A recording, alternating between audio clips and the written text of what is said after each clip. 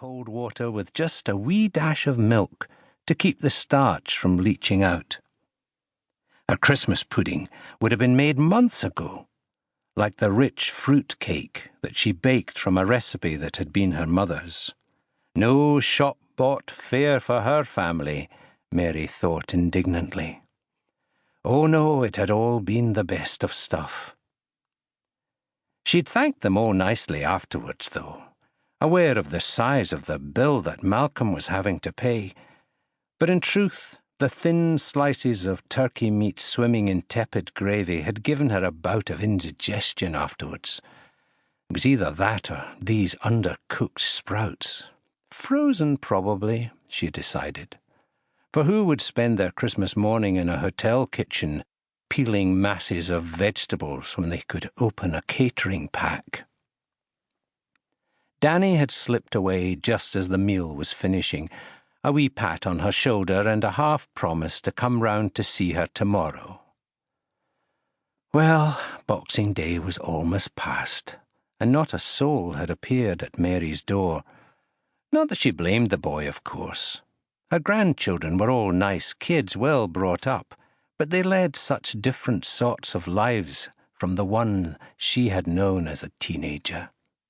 Ah, well, Mary said aloud, he'll be with his pals having fun.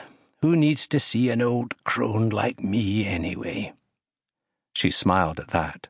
There was no self-pity in her tone, even though the hours had hung heavily between bouts of watching TV. Danny was her favourite out of them all, and he'd come round and see her sometime, just as he always did. His visits were all the more special for being unexpected, and Mary was bound to be in to greet him, since she never went out much these days, what with her bad hip and the arthritis that made walking so difficult. When Mary heard the back door being knocked, a smile lit up her wizened features.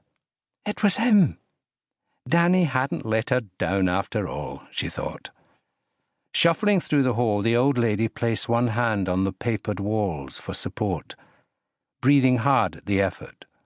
She switched on the kitchen light, an expression of delighted anticipation on her face at the shadow beyond the half-glazed door. The tea tray was still prepared for them, Danny's favourite biscuits, on a plate beneath the embroidered cloth, 2 china cups and saucers all ready beside them. Mary smoothed down her skirt and patted her tightly permed white curls, just as if she were about to welcome a young suitor to her parlour.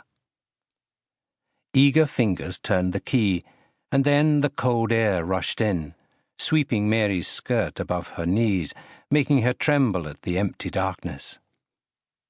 Where was he? The trees outside swayed in the gathering storm.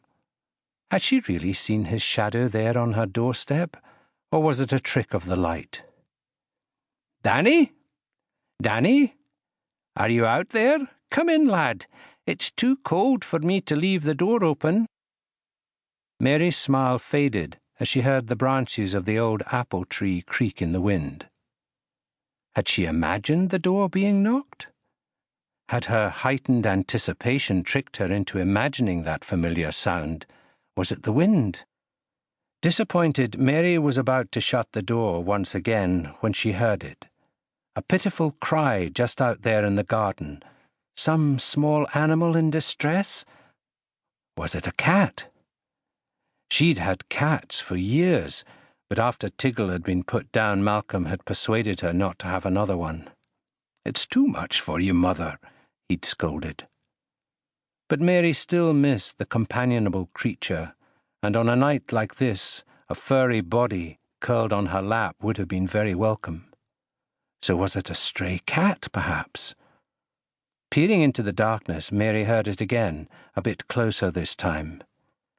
Puss? She queried. Here, pussy, she said, her words drawn away by a gust of wind. Venturing forwards, Mary took one step down, her fingers gripping the rail that the nice man from social services had put in for her, and called again, Puss, puss. The figure seemed to come from nowhere, the hood concealing his face.